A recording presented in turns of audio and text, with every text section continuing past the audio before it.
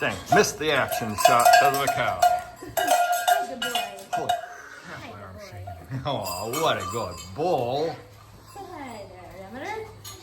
Peekaboo! Come on, Peekaboo. Come on, little buddy. Come on, we just need to hold you in here while we Come on. load up, and there's water. You've got all the amenities.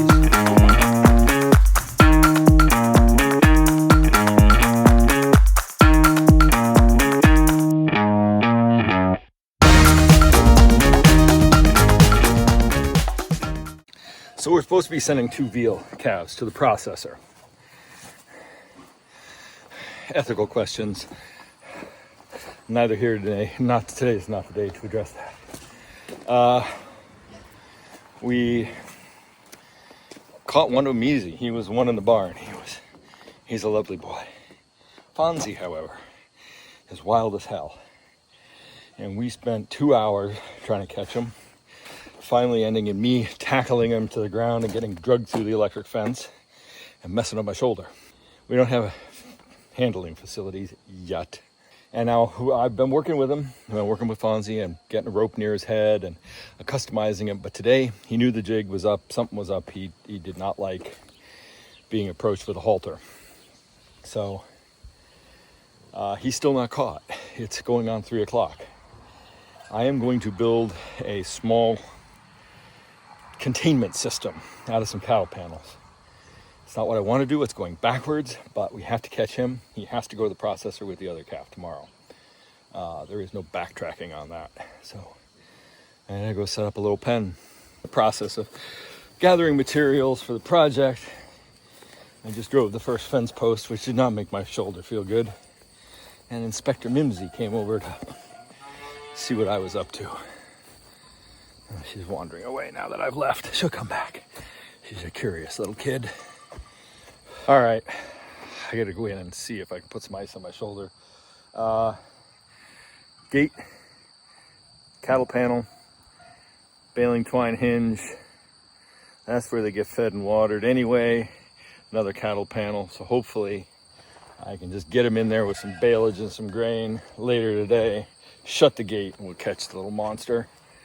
And then we can take them out that gate, get them in the trailer. Well, a little bit of Yankee ingenuity. And we at least got a halter on a little bastard. We got to make sure the other calf is tied up in the pen though.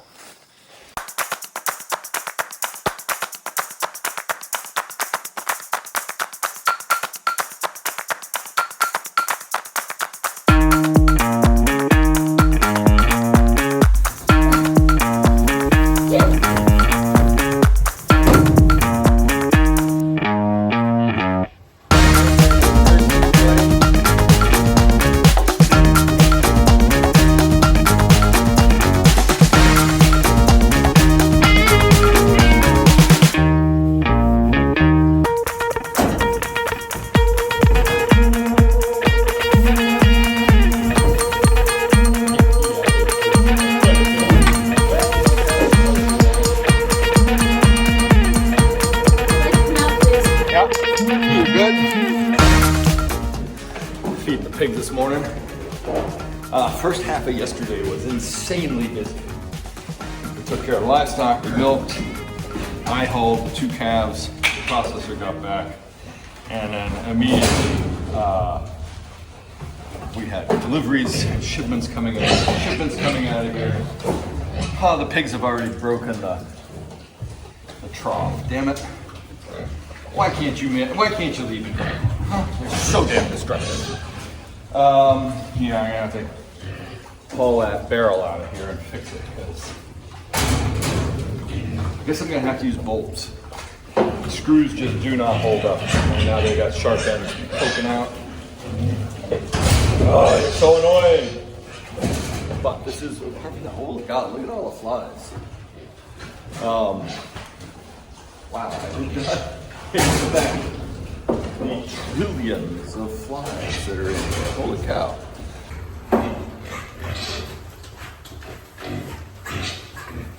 Let's hope all the predatory wasps I put in and around the pig yard area will take care of those flies. Or at least the future generations of flies. So yeah, yesterday was incredibly busy. We got a bunch of stuff done. In the morning, I got back, took care of the livestock. Deliveries went out. New stuff came in. Anyway, just kind of everything happened at once. And I had to go get a root canal, which thankfully is not killing me today. And I guess I gotta get the pigs water. Last but not least, we got back from the root canal. And I knew this would happen. I tried tracking this delivery. Because Monday was a holiday and yesterday was the first, Tuesday was the first day, business day as it were. Couldn't track the thing. But I just assumed that it was going to arrive, of course, with all the other shipments and deliveries we got yesterday. That skid steer tracks arrived. So I think that's what I'm going to tackle today. After everything else was done, I'm going to put those new tracks on so I can finally get to using the skid steer again without worrying about the track that's on there that's broken, breaking and leaving me in an awkward position. If I can get that done, I can get the barn clean. I can get a bunch of stuff around here done that I've just been kind of picking away at and not really doing because of worrying about the old tracks falling apart on me or skipping off or leaving me high and dry when I don't have time to be putting tracks on. So if I do it today purposefully, I think that'll be a good thing. If you're not good at handling pressure, don't be a dairy farmer. Don't be a dairy farmer that retails their product or wholesales. Because we've got customers coming and going randomly. We've got a pickup driver for an order who's never been here before, who came in the wrong way. And we're running late because of other issues. So yeah. And I've got to go cut a field that I wasn't planning on cutting today because the owners need it mowed. I'm pouring milk in the cooler. Yeah, so yesterday was stressful, today's even more so. Never lets up. Another day, another mowing adventure. Off to cut some my last field, I hope, of late first cut. I've been putting this one off, I don't know, well, because the tractor's still leaking hydraulic fluid, and I've just been babying the tractor, making sure that running it isn't going to run me out of hydraulic fluid all at once, and it doesn't seem to be. I just did, yesterday I made 3 bales out of 2 acres, which is pretty pathetic, but the drought's just killing it. Well, 3.5 bales really, but the drought's just killing the grass growth. That's on my neighbor's field. Last year I was able to do 2 cuts, but this year it's so late, they had a bunch of stuff going on, I couldn't get in there any earlier. So that was that first cut. Last year I got 9 bales out of that field between 2 cuts. So yeah. Well, it is very unsettled weather. I'm getting the tractor ready and I'm gonna hook onto the baler and go plan on baling the fields I was mowing yesterday. Had to stop mowing. I could have done a little bit more. The ground was too rough. There were some places there. I broke a couple of knives on the mower, and there were some places there that were just too rough to even drive over. And then there was a section that was just way too steep. I mean, I could have mowed it, maybe, without flipping the tractor, but there was just no way to bale.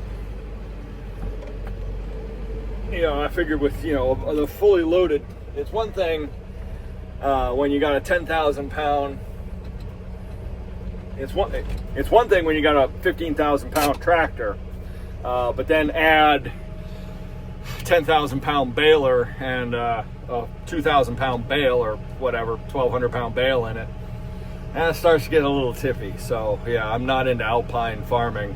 I don't have the weights on the correct side of the tractor and stuff, so didn't do it. Too bad for them. They'll just have to brush hog it. Somebody could brush hog it up and down, no problem, but to try and mow it appropriate for baling would be impossible. Oh God, look, I've been through the wars. So anyway, I'm gonna go back and try and bale it. The weather's very unsettled. We've had a little light sprinkle of a shower, gray weather, storm clouds all around, little pockets of blue. So hopefully I can get this done. I'm not feeling very confident with the electrical error on the baler. That's just gonna make things a pain. There's just no way to solve it in the short time I have to get back into the field. So anyway, I'm gonna hook the baler on after milking and get going and bale. I didn't even bother raking. The grass was nice and thick. It's gone by in a lot of it, and a lot of it's marsh grass. So it's basically, I'm just baling bedding. You know, we'll let the calves and the beef animals pick through it, get what they can out of it. It's not going to be for dairy, that's for sure. I don't know. It's about a 20-minute trip over and back, 40-minute round trip, and I honestly am not feeling it. So the fewer bales, the better. Maybe I pack them a little denser. I don't know. Anyway, moth in here. We'll see what happens. I don't want to, you know, anything over 18 bales is going to be a hassle because that's already 3 round trips. I know I'm getting out there early and it should only take me an hour to bale it all. I don't know. As slow as it's going and when having to reset the monitor each time is going to slow things way down. So we'll just see how long it takes to bale, and then I'll be hauling the rest of the day and wrapping once they're all back here. I'm not liking the fact that I took this field on. It's one thing in Cushing, one thing in Thomaston where my buddy Greg can help for a share of the bales, but I got nobody to help here in Cushing. So that's you know, even my buddy, you know, he close by that I got to cut his hayfield, you know, with his tractor. He's working, so. And he wouldn't want to drive over to Cushing. His tractor might not make it. So we'll see what happens. It's desperation hay, really, basically, at this point. Yeah, I'm feeling worn out. I don't know if it's the weather, the nonstop slog or what. And I got plenty of other stuff to do here. I got to film it yesterday. I should have. I wish I had. Because it was a minor triumph. I managed to get both sets of new tracks on the skid steer yesterday by myself. I did the first set basically while coffee was brewing first thing in the morning. It went way easier than I thought, partly because they weren't off, you know, and jammed on there. I could take them off and put it right back on, but damn, those tracks are heavy. Weigh about 300 or 400 pounds each. Not easy to try and manhandle, but that's what I did. Anyway, the new C pattern on the tracks is so much easier, and turning on the asphalt is great compared to how grindy and sloggy the Z pattern was. So we'll see what happens. I hope they wear better.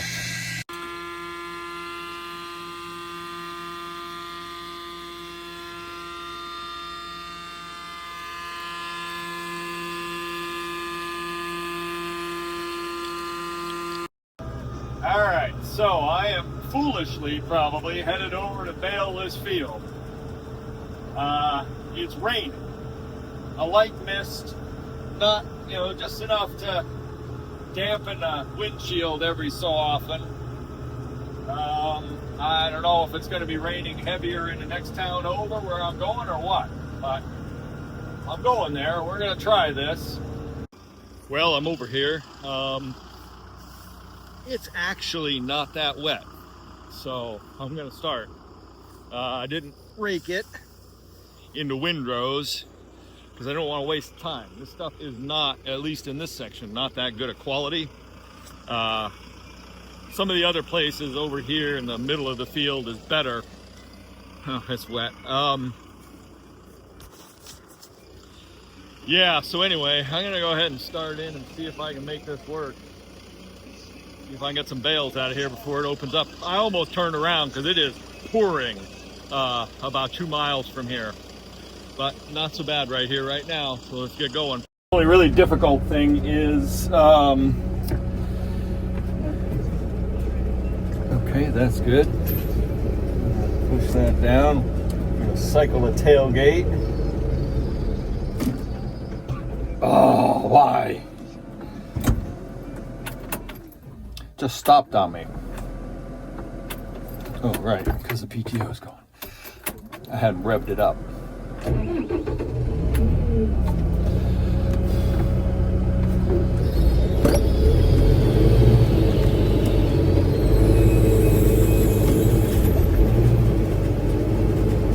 know what that matters, but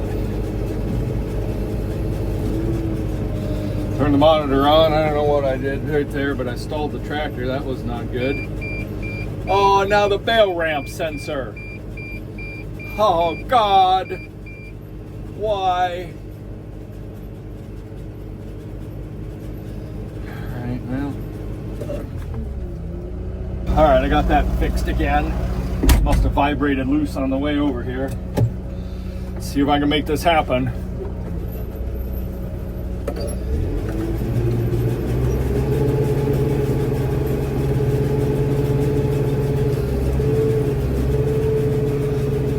Not feeling confident.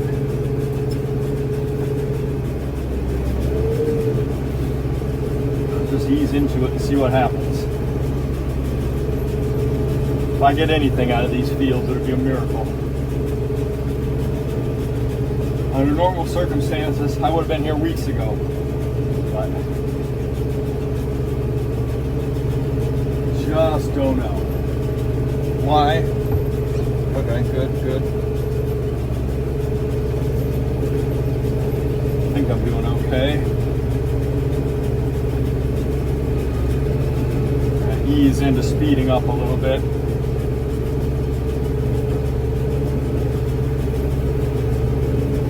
This hillside is going to be too hard on the track, on the baler, so I'm going to skip it.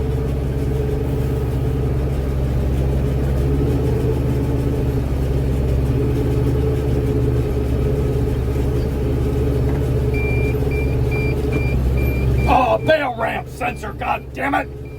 Why? I hate this thing! Okay. Well, that was a thrash. I had to unplug the baler. Turn a corner or something, I got it plugged with marsh grass. It does not like marsh grass. It barely likes this tall stemmy stuff, and as wet as it is, and well, it's a combination of stemmy, wet, and dry all together. Baler doesn't like that. But I will say, the baler ramp error cleared. So and I made a bail. I had to dump it a little bit early because it had plugged and I needed to clear the plug. I wasn't going to get any more hay in it. Let's see what happens. We'll just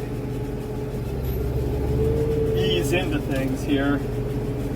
I wasn't even going, I was only going in first gear. So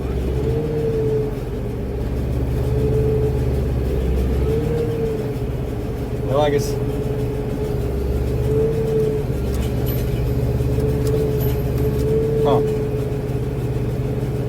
I gotta fix the bail ramp, the pickup reel. Well, we're going. I did raise the reel rather high, but that's better than plugging the baler or bending tines. They're expensive enough to fix. I don't want to rebuild that reel again anytime soon. So we're just gonna go forward and see what I can do. See how many bales I can get.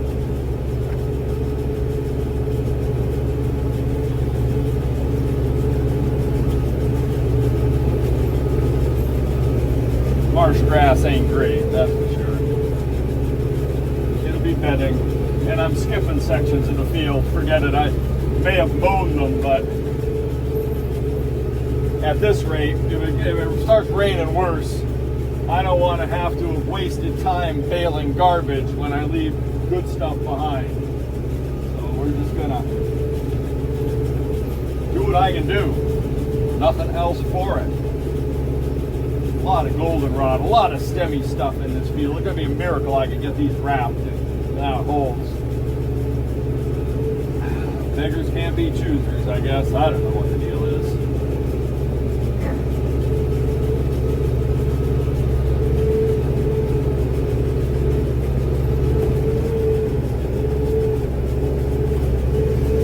Just have to pause every now and then and let the baler absorb the marsh grass.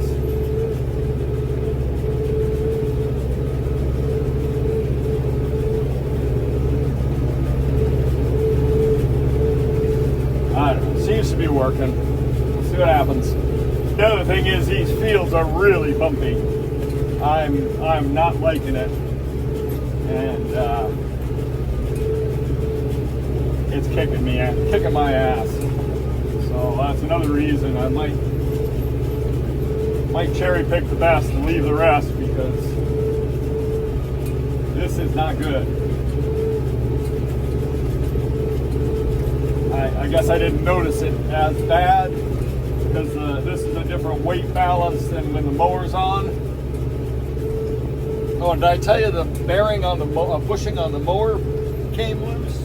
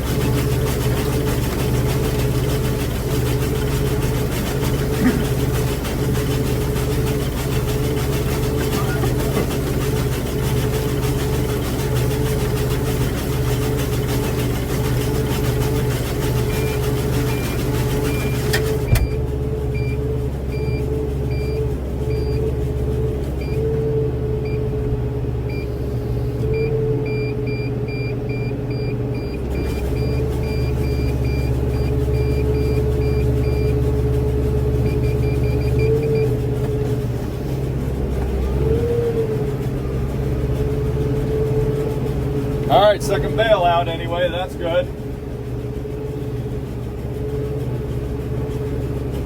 All right, we're just gonna keep plodding along, and the sensor error cleared. Fingers crossed we can get through this. If I can get 6 bales, that's a load. If I can get 12 bales, that's 2 loads. We'll just see what happens.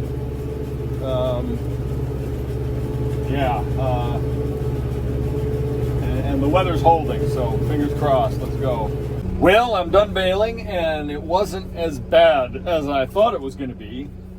The field is really rough. I mean, it didn't seem that way mowing, but wow. Trying to bale and turning in ruts and divots and stuff was just a thrash. Got 9 bales. I didn't bale everything because there were just some sections of the field that were far too rough. It just wasn't going to happen. So anyway, happy with 9. That's 2 loads. I would have gone for 10 if I could have squeezed another bale out of somewhere. I did make some extra fat bales because I didn't want to have to dump on a hillside and have the bale run away. But yeah, so 9 bales is good. It's going to be pig bedding, basically. I mean, maybe calf and pig bedding. I can think of, I can't think that much.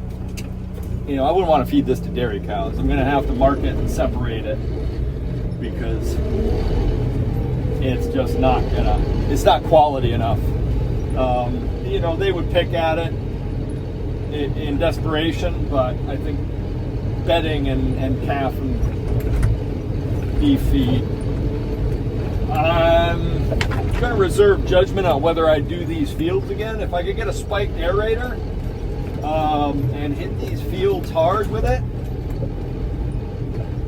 they might smooth out a bit, but the quality, the kind of grass, the quality, and the fact that they don't like me to cut it until it's past its prime. I mean, there's a misconception in the birding community, and I get it. You know, you want to protect the ground nesting birds, but really, bobolinks and killdeer and such, they're pretty much done by July, and mid-June, July, and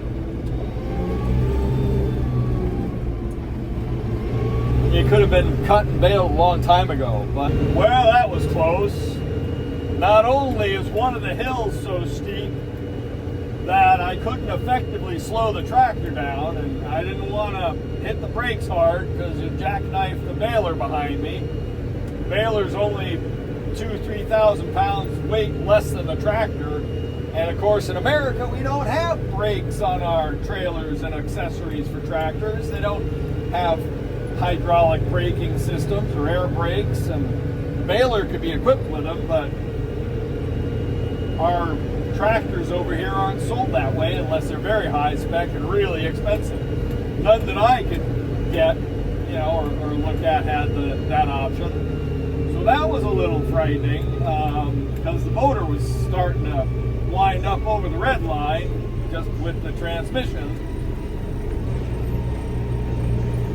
And then the opposite side of that hill, it was down, it hit the valley, and I came back up the other side, and of course there's a T intersection right at the peak of the hill, and it was busy, and I couldn't pull out enough to get either the tractor or the baler up above the tipping point, and so I really, that was hairy trying to pull out. Come on, shift. Yeah, I don't think I'll be doing those fields again. That is just not worth it. You know, damage to equipment, damage and death to me, whatever. You know, I got to pick up those bales and be lighter than the baler. But wow, that was a puckering moment. All right, we got the first load of 5 on the trailer. Just in time. We've got weather coming in off the coast. Open seas out that way. I still got 4 to collect. I wish I could have gotten 12 out of here. I think even if I bailed that corner and this section that I didn't mow and up above it that I didn't bale, I still probably wouldn't have gotten 2 more bales. What I got, 9? Yeah, 3 more bales. It just makes a better load if you can load them better. I couldn't get that one positioned worth a damn. So I've got it crisscrossed on there, lashed down. I hope it makes the hills. That's the pitch of this place, is the 2 really steep hills in both directions and a deep valley. So fingers crossed I get home without issue.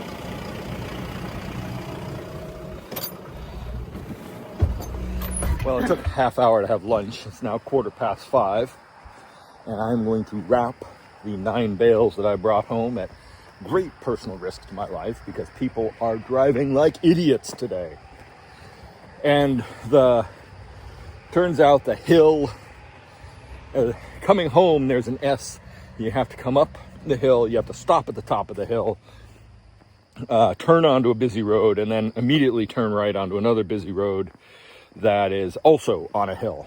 So that S plus climbing a hill is really difficult to do in a shuttle shift tractor with a load on, because in first gear stopped, the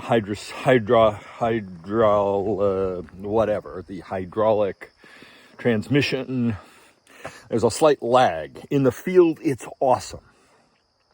You can shift and smoothly flow between forward and reverse because this momentary pause, you're not slamming into gears, you're not slamming into first or second, or you're not slamming from forward into reverse. That part's great. But on the road, when you're stopped, that lag time, especially with a load on, can be detrimental. I started to pull out, but in that split second, some guy driving about 90 miles an hour came flinging. His car was barely touching the pavement, and he was scooting all over the place. He almost hit me because I wasn't up the hill and out and past, and the time it took from me to see him way far away to him being on top of me. So that was a little bit freakish. Anyway, neither here nor there. I'm alive. Everything's safe. 9 heavy, because I packed them heavy, and it was also, it had only wilted half a day. So we're going to get these bales wrapped, and then that will be a wrap on first cut, thankfully. I just have like 20 acres of, something like 20 acres of second cut, and a hayfield to mow, 20-acre hayfield to mow and bale, if this rain, which it's gray and foggy now, but this wasn't supposed to be. It was supposed to be overcast today, but it was supposed to be rain, light 10% chance of rain up until 10 a.m. And then it was supposed to clear off but be cloudy. And yeah, no, we had rain pretty much all day. Kind of a steady, we probably don't even have a quarter inch, but it was sort of a steady drizzle, damp all day long, which is great. We need it. But it wasn't what was forecast. It wasn't anywhere near what was forecast. And looks like tomorrow is also going to be weird. We're supposed to go out on a boat as a little adventure tomorrow. Thanks for a little time away from the farm. That may get canceled because of inland tornado warnings. A big heavy rainstorm coming in the evening, but it just depends on when that comes in and how much wind is before it, as we don't want to go on a 3-hour tour like Gilligan's Island. So, and then Sunday is supposed to rain at some point to some amount. So who knows? So if all that moisture, if we get that moisture and it soaks into the ground and doesn't burn off on Monday when it's supposed to be warm and sunny, then the grass could grow. This is grass growing weather. It's in the 70s, 50s at night. So it's sort of the second spring. It's not as intense as spring, obviously. Things are cooling down rather than warming up. Daylight is diminishing rather than increasing.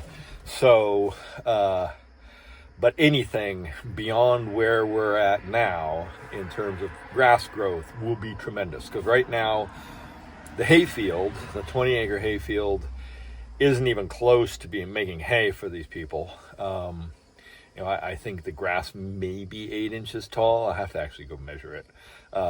So it's not even a contender at the moment for hay. Silage, yeah, but they need it for hay, and I don't have enough hay that's not silage for their horses.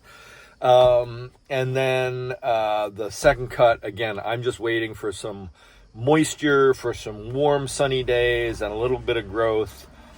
And I'll be taking that my second cut of silage. I did that little bit that didn't amount to anything, and I had a problem. So the rest will be needed. And I'll probably also, actually, yeah, there is a couple of fields that would be technically first cut. There's the swamp, the marsh that I've been cutting. Last year I got 2 cuts out of it. This year I decided it was too wet in the spring, and now it's perfect, but if too much more rain, it'll be marshy again. I should take a cut off of it. They'll eat it. We're bedding. I mean, I just got all this bedding, but it's actually better quality grass than a lot of what I just cut. So I got to do that. And there's another little section that I normally take a few bales out of, depending on whether I cut any in that field and how late. Because I'll cut that in October because it doesn't matter. As long as we don't get a ton of rain and it gets marshy again, then I could cut those marshes in October. That is technically still first cut. But as far as I'm concerned, that could be folded into second cut because it's at the same location that 90% of my second cut is. So we'll see.